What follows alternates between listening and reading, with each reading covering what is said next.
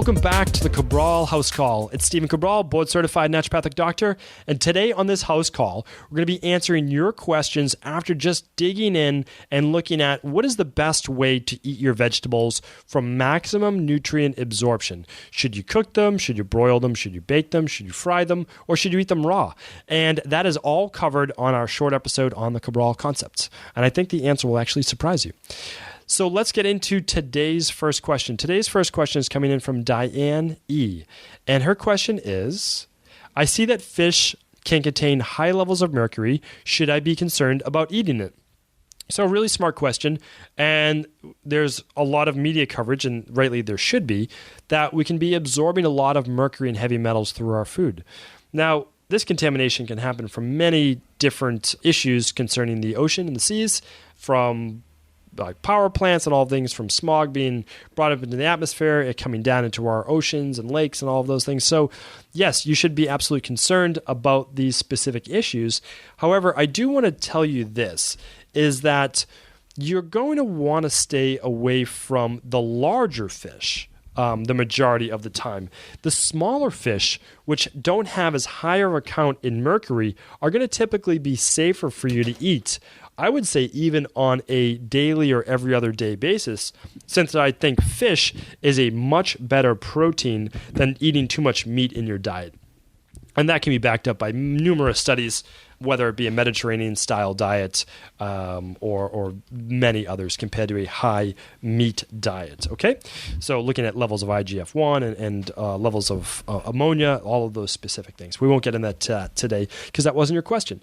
But so let me just give you a list of the highs, okay? So the highs, the ones that I recommend only eating maybe once or twice a month at the most, just until you have your mercury levels tested, and you can certainly do that as well. That's pretty straightforward.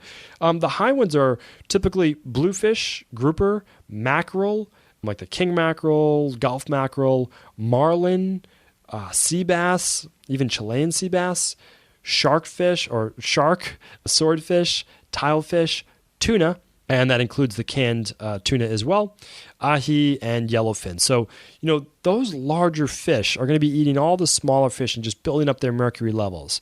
So what I would say is do stay away from those, even though a lot of people do love tuna, especially tuna sushi.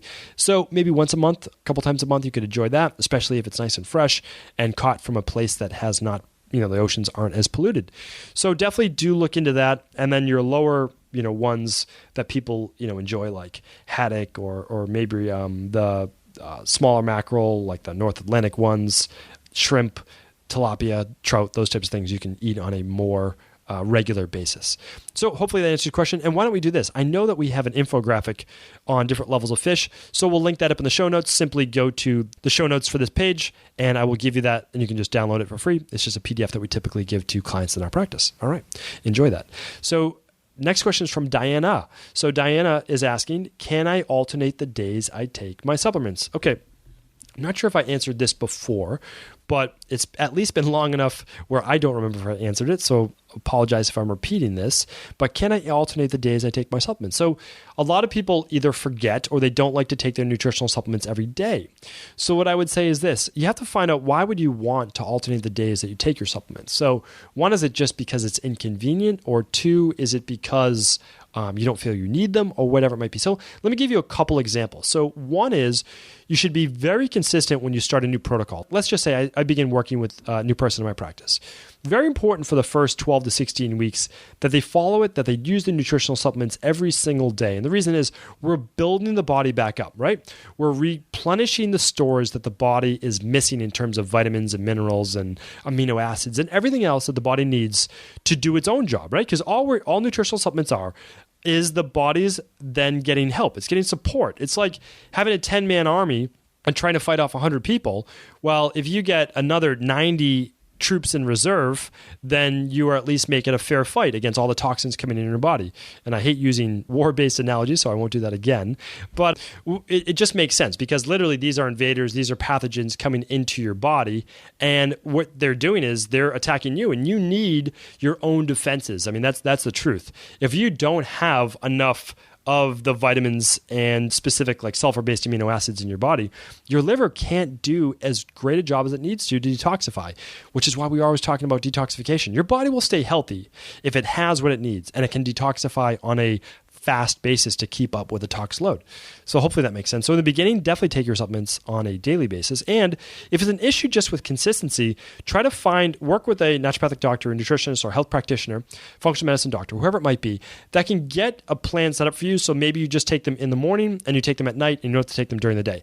That doesn't always work, but after a couple weeks or so, I can make that work for anyone that I care for my practice as well. So hopefully that works for you. And then can you take supplements afterwards? Well, maybe you just every other day you start taking your like B vitamins or something like that. But again, if you're going to set up a specific style like that, because they're mainly water soluble vitamins, you'll want to work with a health practitioner on that. All right. Janet is up next. Janet is asking, should my 2-year-old take vitamins? I used to take Flintstones. So really great question. And, when I first saw it come in, I was actually starting to laugh a little bit, since when I was a kid, I have 2 brothers and a sister, and we always used to take our Flintstone vitamins every night at dinner. And I cannot recommend Flintstone vitamins for anyone.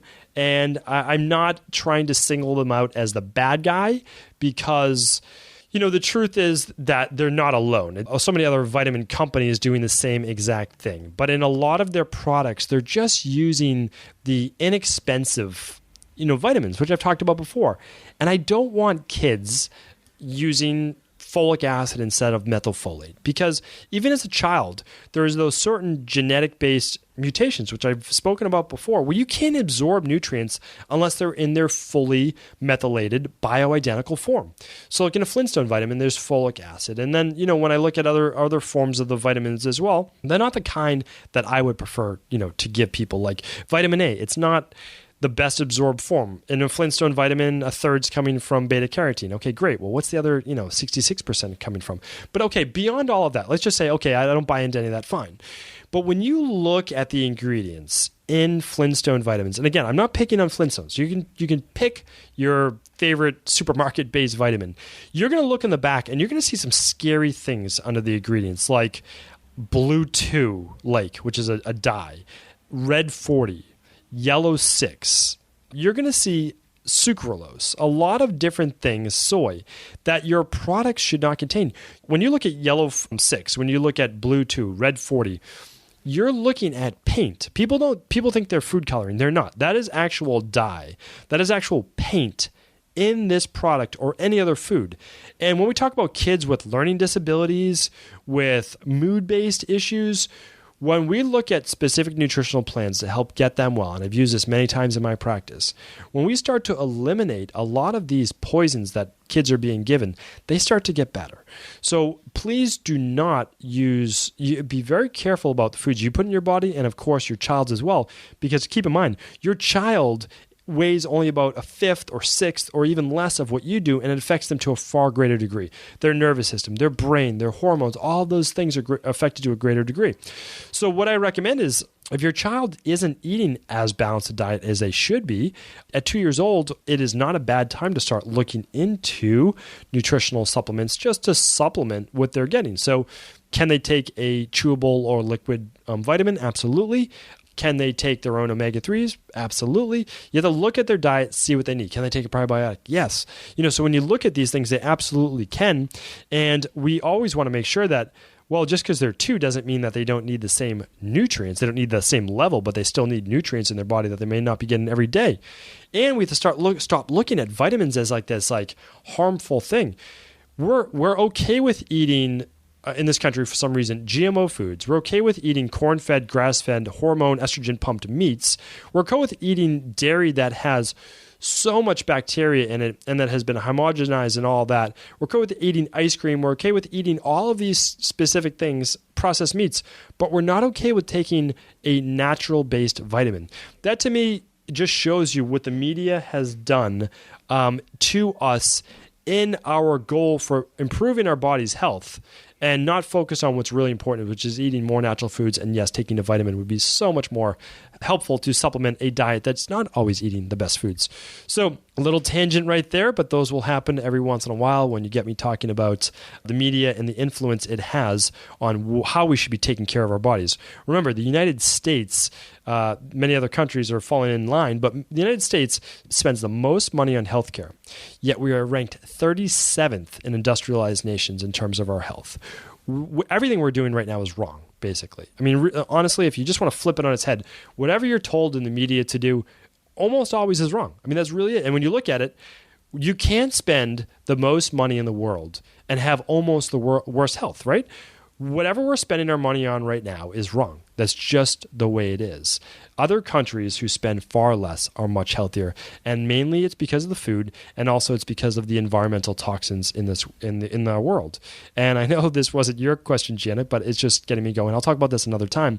But you just start to question things. That's all I'm asking you. Always question everything, and then come up with a solution that you believe makes sense and is best for you and your family.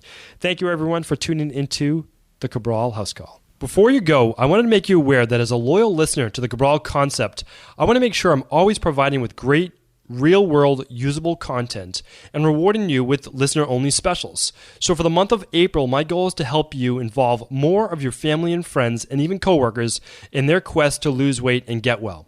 And I believe there is no better way to do that than through the Dr. Cabral Detox. You lose 5 to 10 pounds in your first 7 days and improve your overall well-being, guaranteed. So this month, I'm going to take $20 off the 14 or 21-day Dr. Cabral Detox so that you can share the 14-day with one friend or family member and the 21-day with 2 friends or family members. It's more motivating to do the detox with someone else, and I know you'll both be happy you did. Come join our Dr. Cabral Detox community and change your body, change your life. To take your $20 off, just enter the promo code APRIL20, all lowercase, at checkout.